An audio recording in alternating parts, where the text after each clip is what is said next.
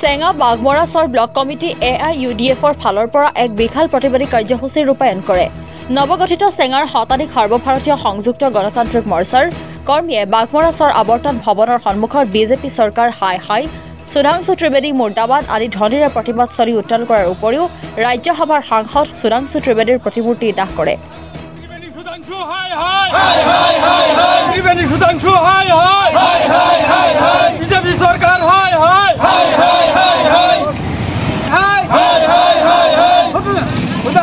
त्रिवेदी मुर्दाबाद मुर्दाबाद मुर्दाबाद सुधांशु त्रिवेदी मुर्दाबाद मुर्दाबाद मुर्दाबाद बीजेपी सरकार हाय हाय हाय हाय हाय हाय बीजेपी सरकार मुर्दाबाद मुर्दाबाद मुर्दाबाद हिमंत बिश्व शर्मा मुर्दाबाद मुर्दाबाद मुर्दाबाद त्रिवेदी हाय हाय हाय हाय हाय हाय बीजेपी सरकार हाय हाय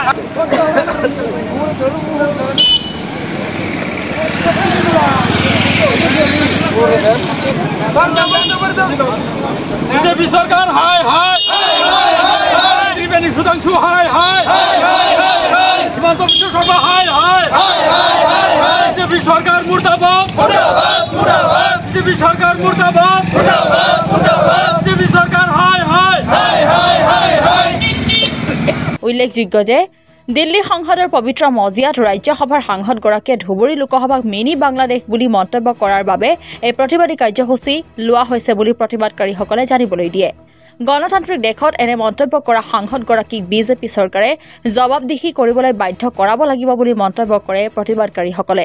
ধুবুৰী লোকসভা সমষ্টিৰ অসমৰ 14খন লোকসভা সমষ্টিৰ অন্যতম এটি লোকসভা সমষ্টি আৰু ইয়াৰ সকলো মানুহ অসমীয়া আৰু ভাৰতীয়। গতিকে বাংলাদেশী শব্দটো সংসদত উত্থাপন কৰাটো এক দুৰ্ভাগ্যজনক। ত্ৰিবেদী সুধাংশু এজন ৰাজ্যসভাৰ সাংসদ, কিন্তু তেওঁ এজন জাতিদ্ৰোহী, দেশদ্ৰোহী। তেওঁ ধুবুৰী লোকসভা সমষ্টিৰ সম্পূৰ্ণ বাংলাদেশী মানুহ বুলি আখ্যা দিছে। গতিকে তাৰ আমি প্ৰতিবাদ সাব্যস্ত কৰিলোঁ আৰু তেওঁৰ প্ৰতিমূৰ্তি দাহ কৰিলোঁ। বিজেপি চৰকাৰৰ অনুপ্ৰেৰণাত তেওঁ যি বৈষম্যমূলক নীতি বা যি বৈষম্যমূলক ভাষা প্ৰদান কৰিছে, ইয়াৰ আমি তীব্ৰ বিৰোধিতা কৰিছোঁ। আজি আপোনালোকে প্ৰতিবাদ সাব্যস্ত কৰিলে কিহৰ উদ্যোগত কৰিলে? আমি প্ৰতিবাদ সাব্যস্ত কৰিছোঁ AIUDF দলৰ চেঙা বাগমাৰা ব্লক কমিটিৰ জৰিয়তে আমি ইয়াৰ প্ৰতিবাদ সাব্যস্ত কৰিলোঁ। আপোনাৰ দাবী কি থাকিব? আমাৰ দাবী চৰকাৰে যাতে কোনো ধৰণৰ বৈষম্যমূলক নীতি পৰিহাৰ কৰি দেশত শান্তি সম্প্ৰীতি বজাই ৰাখিবলৈ সকলো মানুহক ভালদৰে ভাল চকুৰে চায়, সেয়ে আমাৰ দাবী। এইটো আচলতে বিজেপি চৰকাৰৰ এটা প্লেন। যেহেতু সুধাংশু ত্ৰিবেদীয়ে যিটো কথা কৈছিল আমাৰ ধুবুৰী মিনি বাংলাদেশ, তাৰ এই জিলাখন আচলতে বিজেপি চৰকাৰে বাংলাদেশক দিবলৈ তেওঁলোকে প্ৰস্তুতি চলাইছে। গতিকে এই ক্ষেত্ৰত আমি গৰিহণা দিছোঁ যাতে এইটো কোনোপধ্যে সম্ভৱ নহয়, এইটো আমি কোনোপধ্যে মানি নলওঁ। কাৰণ আমি অসমীয়া, আমি অসম দেশত জন্মগ্ৰহণ কৰিছোঁ। এইটো যাতে কেতিয়াও বিজেপি চৰকাৰে বাংলাদেশৰ লগত তুলনা নকৰে, তাৰ কাৰণে আমি বিজেপি চৰকাৰক সকীয়াই দিছোঁ। আৰু ৰাজ্যসভাৰ যিজন সাংসদ, সেই সাংসদজনৰ যাতে তেওঁৰ পদটো খাৰিজ হয়, তাৰ বাবে আমি মাননীয় নৰেন্দ্ৰ মোদী ডাঙৰীয়াক আহ্বান জনাইছোঁ।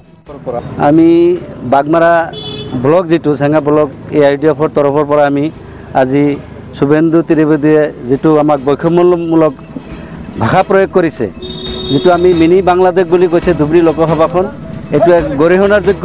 তেওঁ সাংসদ পদত থকাৰ কোনো উপযুক্ত মৰ্যাদা নাই, তেওঁৰ সাংসদ পদ খাৰিজ কৰিব লাগে। আমি লোকসভাৰ ৰাজ্যসভাৰ অধ্যক্ষক তেওঁৰ পদটো খাৰিজ কৰিবলৈ আমি ইয়াৰ চেঙা ব্লক কমিটিৰ পৰা ইয়াৰে পৰা আহ্বান জনাইছোঁ। বাগমাৰা চৰৰ পৰা নুৰজামান হুছেইনৰ ৰিপৰ্ট, অসম টুডে।